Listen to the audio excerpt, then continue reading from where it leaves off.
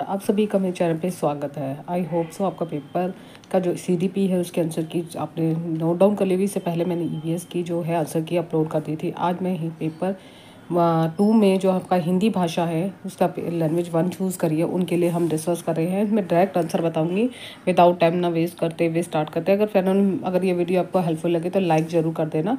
आगे स्टार्ट करते हैं। सबसे पहला पैराग्राफ नहीं पढ़ूंगी, सीधा सीधा आंसर पढ़ूंगी।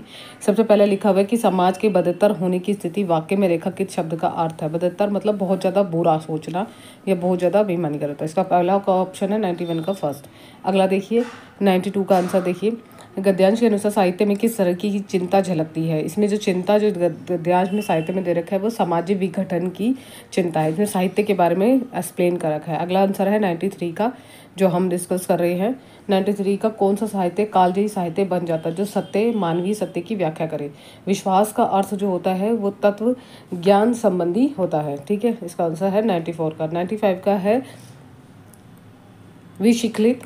विशृंखलित पत्ते क्या होता है। इसमें इत प्रत्यय की बात की गई है। ठीक है, अगला है साहित्य ने समाज की किस स्थिति की पहचान करने का प्रयास किया गया है। इसमें जो आंसर है पतन की ओर जाता हुआ समाज। अगर आपको कोई भी क्वेश्चन में डाउट होता है तो मुझे कमेंट्स बॉक्स में बताना, मैं उसको आगे एक्सप्लेन भी करूँगी। ठीक है, जब हम डिटेल में करेंगे। कालजयी से तात्पर्य होता है हर काल में प्रासंगिक होना। ठीक है, हर समय में प्रासंगिकता का होना।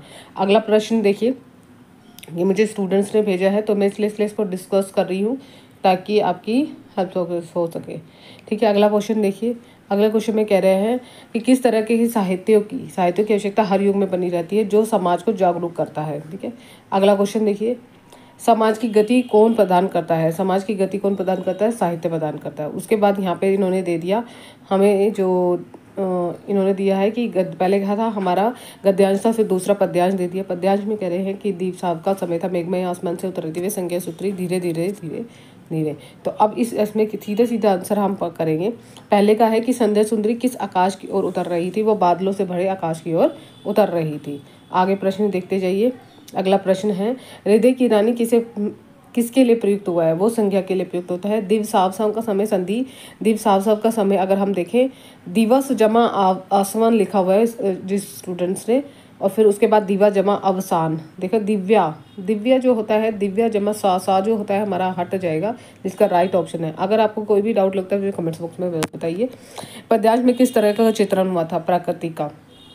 ठीक है, आगे क्वेश्चन पढ़ते हैं। किसने हंसने की बात करी है। किसने हंसने की बात करी है। तारे ने। पद्यांश में किस अलंकार का प्रयोग हुआ है। अतिशोक्ति अलंकार का। आगे कह रहे हैं अध्यापक शिक्षार्थी द्वारा सामग्री पर टेस्ट या आंकलन का प्रभाव किससे होता है। विधि प्रभाव यानी कॉम्प्रेस इम्पैक्ट। अगला क्वेश्चन देखते हैं। ये मुझे स्टूडेंट्स ने भेजा तो मैं इसलिए डिस्कशन कर रही हूँ। कॉमन ए भाषा शिक्षण विधियों को और कॉलम बी समझ या संबंधी से मिलान करना है। संप्रेक्षण शिक्षण हमारा किससे होता है। अगर हम ध्यान दें तो संप्रेक्षण शिक्षण की बातचीत से होता है कि किससे होता है। संप्रेक्षण सामाजिक रूप से सुगृहित संदर्भ के अनुरूप भाषा। प्रत्यक्ष विधि मौन बथन से होता है। व्याकरण लिखित सामग्री से। अगर हम इसका मैच करते हैं तो ए और बी का ऑप्शन जो है वो फर्स्ट है, तो option number is first, B का is second. B is second है यहाँ पे, बी का ऑप्शन सेकेंड ये रहा। तो यानी कि जो हमारा अगर हम देखें जो हमारी नवीन ये है फोर्थ ऑप्शन इज राइट।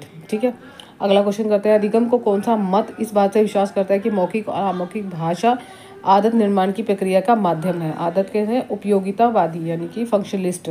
आगे हिंदी और इंग्लिश दोनों में बता रखा है। कक्षा 5वीं के भाषा अध्यापक अपनी कक्षा में भाषा शिक्षण के लिए प्रतिदिन अनेक प्रकार की सामग्री जैसे समाचार पत्र, भोजन तालिका और रेल टिकट आदि लाती है। तो अधिगम के लिए क्या कर रही है।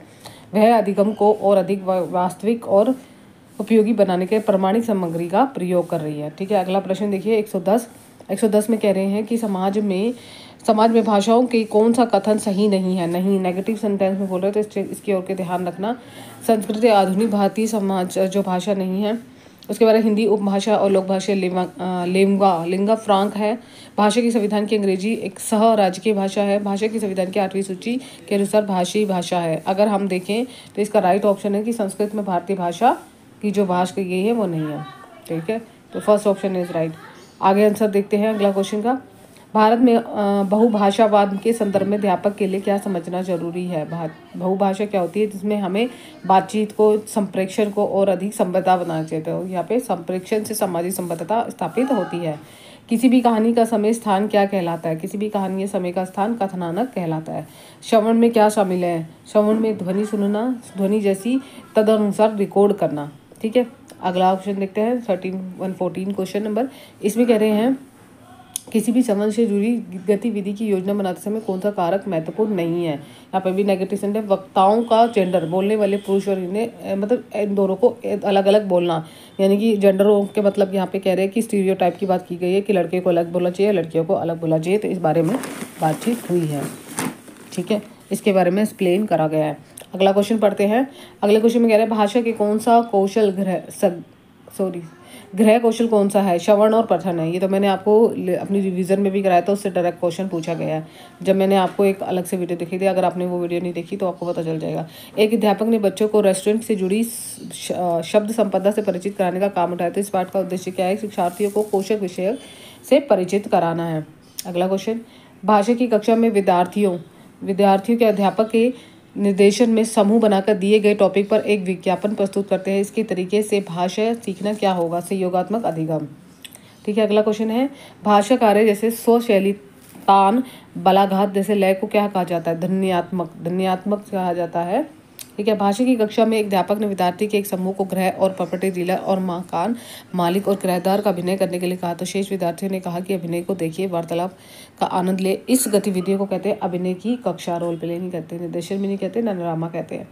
विद्यालयों के योगात्मक दुभाषावाद का अनुसरण करना चाहिए क्योंकि वह भारतीय संस्कृति और भाषा को महत्व देते हैं। ठीक है, ये आपका हो गया हिंदी। हमने डिस्कस कर लिए क्वेश्चन जितने भी हैं प्रीवियस के, फिर हम डिटेल में समझेंगे। अगर आपको कोई भी क्वेश्चन में मुझे लगता है कि आपको हमारा जो मेरा आंसर है उसमें कोई डाउट है तो हमें मुझे कमेंट्स बॉक्स में कमेंट्स भी कर सकते हैं। ये मुझे बच्चे ने भेजा था, उसके अकॉर्डिंग ही मैंने एक्सप्लेन किया है। अब मिलेंगे नेक्स्ट वीडियो में। इंग्लिश के आंसर की करेंगे। ये पेपर 2 की बात हो रही है, फिर पेपर 1 की भी बात करेंगे। Thank you so much, have a nice day. अगर ये वीडियो लगे तो सो डैट लाइक शेयर और सब्सक्राइब कर दीजिएगा। Bye bye, take care.